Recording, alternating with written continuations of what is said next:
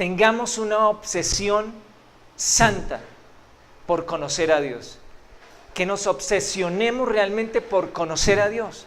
Porque nos puede estar sucediendo algo similar a lo que les cuento que me sucedía con Patricia. Y vamos a adquirir un compromiso muy fuerte, yo todavía no la conocía bien. Una decisión muy importante, yo todavía no la conocía.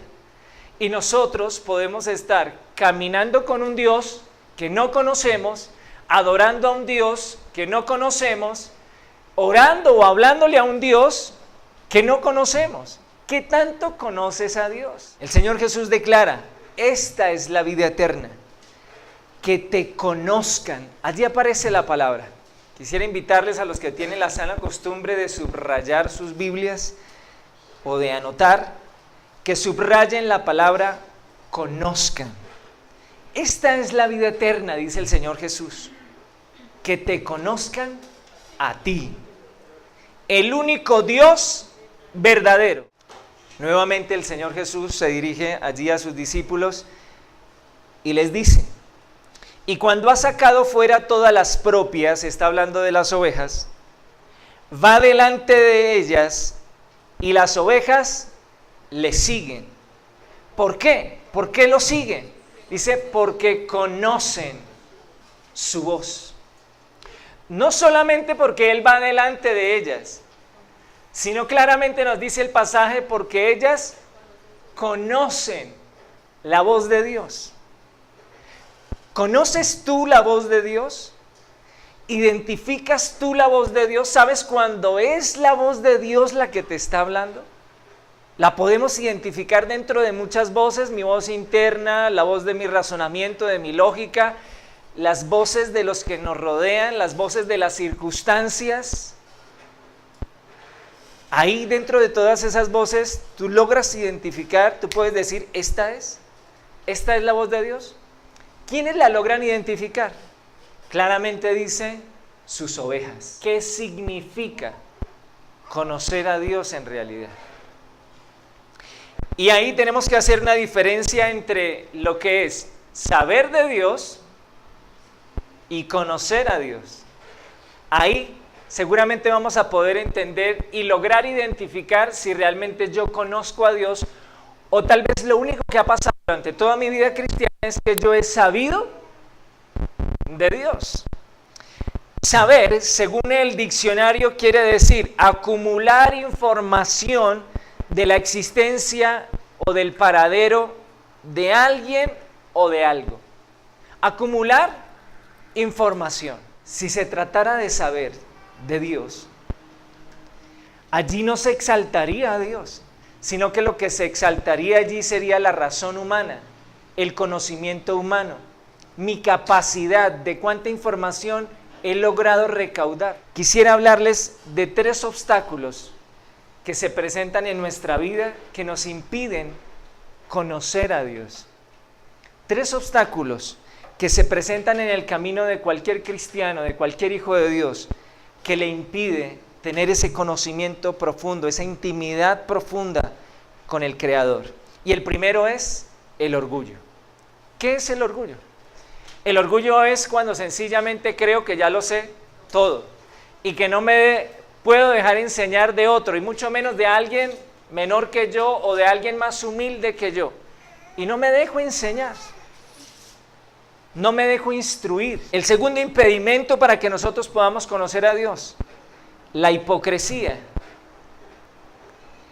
Hipócrita es aquel que pretende o finge ser lo que no es. Es una transcripción del vocablo griego, viene de hipocriteis, que significa actor o protagonista. Es un actor. Y los actores en la época griega lo que hacían era colocarse una máscara y actuaban, pero en realidad no son ellos. Ese es el segundo impedimento que nosotros tenemos para buscar a Dios. ¿A cuántos nos ha pasado o a cuántos hemos visto que actúan en el conocimiento de Dios?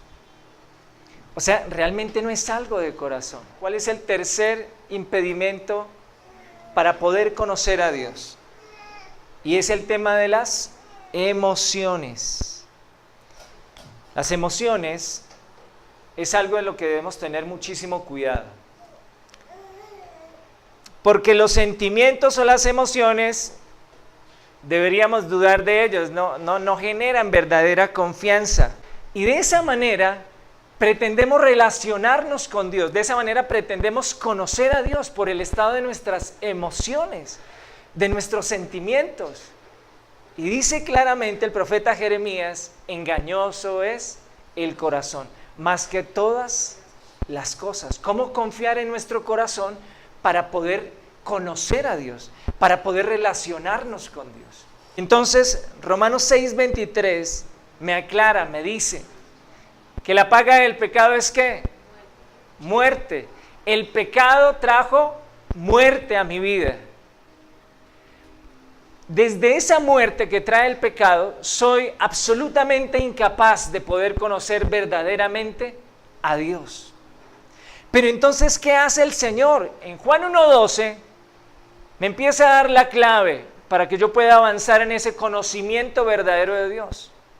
Y me dice, más a todos los que le recibieron, a los que creen en su nombre, en el nombre de Jesús, les da el poder, la potestad, la posición de ser hechos hijos de Dios. Me coloca a mí en una relación, ahora sí, me puedo relacionar con Él. No es de saber, no es algo intelectual, es de posición como hijo para poderme relacionar, para poder intimar con Él, para poder experimentar a Dios desde la posición de hijo. Pero ¿quién me da esa posibilidad? Solo Jesús. Y un poco más adelante, en el capítulo 14, versículo 6, pasaje muy conocido, el Señor dice, yo soy el camino, yo soy la verdad y yo soy la vida. Y termina con algo especial ese pasaje. Dice, y nadie puede venir al Padre, o sea, nadie se puede relacionar, nadie puede intimar, nadie puede conocer al Padre si no es por medio de mí. Entonces, en primera instancia, lo más importante que yo tengo que tener claro, si tengo el anhelo de conocer a Dios, es que tengo que entender que en mi capacidad no es posible. No es posible. Solo es posible a través de Jesús. ¿Por qué no es posible? Por mi pecado. Porque mi pecado me separa de Dios. ¿Qué tanto intimo yo en la palabra de Dios? ¿Qué tanto me relaciono yo con la palabra de Dios? ¿Cuánta sed hay en mí de que Dios me sacie a través de su palabra? Y ya no más entonces el acumular información de lo que alguien me pueda predicar, de lo que alguien pueda testificar acerca de Dios. Ahora es muy fácil a través de las redes mirar un video, escuchar una prédica y acumulamos información. Sabemos de Dios. Hay mucha gente que sabe de Dios, pero seguramente no conocemos a Dios. Es lo que en esta mañana yo quisiera pedirles, que cada uno de nosotros seamos evaluados y que no permitamos que nuestra vida cristiana siga avanzando solamente conformándonos con saber de Dios. El verdadero desafío está en conocerlo a Él. El apóstol Pablo le daba un consejo a Timoteo en el capítulo 3, versículo 14, le dice, pero persiste tú en lo que has aprendido, sabiendo que lo que has aprendido desde la niñez son las sagradas escrituras. La abuelita de Timoteo, la mamá de Timoteo y el mismo Timoteo, todas estas generaciones buscando a Dios. Timoteo había sido levantado desde pequeño, buscando a Dios, sabiendo de Dios. Pero tenía que llegar un momento y le dice, persiste tú. No que persista el pastor, no que persista el líder. Quien debe persistir soy yo en la búsqueda de Dios, en lo que dice su palabra, en las escrituras. Y esa palabra persiste tiene que ver con permanecer, tiene que ver con continuar, con perdurar. con insistir en la doctrina, en su palabra, en lo que Él me quiere decir, en lo que Él me quiere enseñar, porque lo quiero conocer. Eso tuvo que haber pasado en la vida del apóstol Pablo. El apóstol Pablo era un hombre que sabía de Dios, y seguramente mucho más que cualquiera de nosotros. El apóstol Pablo había sido un hombre instruido en las Escrituras. El apóstol Pablo se había internado a los pies de Gamaliel, uno de los grandes maestros de la época, fariseo de fariseos, conocía muy bien la Escritura. No se trata de saber de Dios. Tuvo que tener un encuentro personal. Y el Señor le dijo: yo soy Jesús, porque él no lo conocía. Yo soy Jesús a quien tú persigues. Y a partir de ese momento la vida del apóstol da un giro total. El apóstol Pablo llegó a declarar en 2 de Timoteo, en el capítulo 1, dice: yo sé en quién he creído. Ahora sí él podía declarar eso. Yo sí sé en quién he creído. Yo sé en quién he confiado. Jeremías capítulo 9, versículo 23 y 24.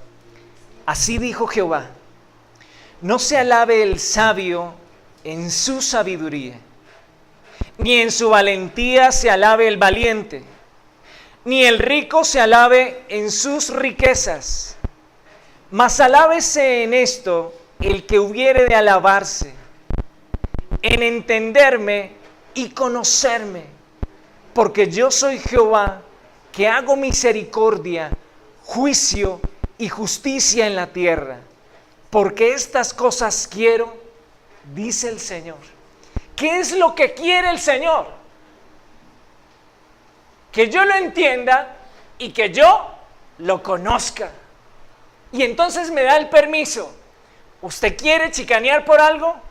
¿Usted quiere sentirse, ahora sí podríamos decirlo, en un orgullo santo, si se me permite decirlo?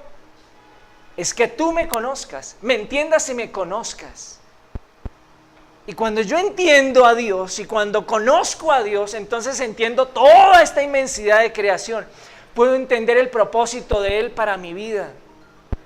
Muchos, fruto de solamente saber de Dios, entonces se crearon o nos creamos una imagen de Dios, a nuestro parecer. Fue eso precisamente lo que hizo el pueblo de Israel.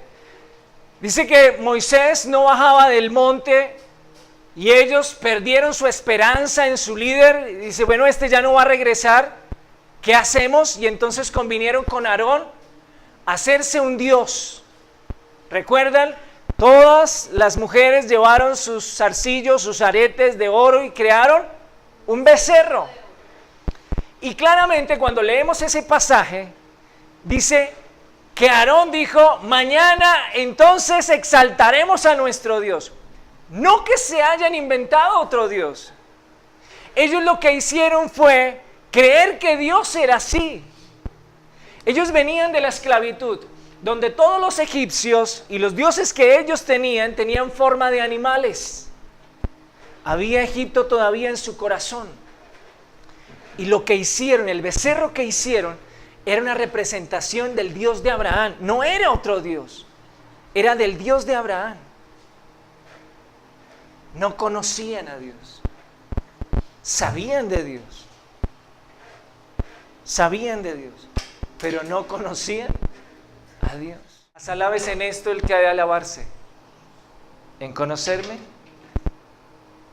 Hay que resaltar esa palabra, en conocerme.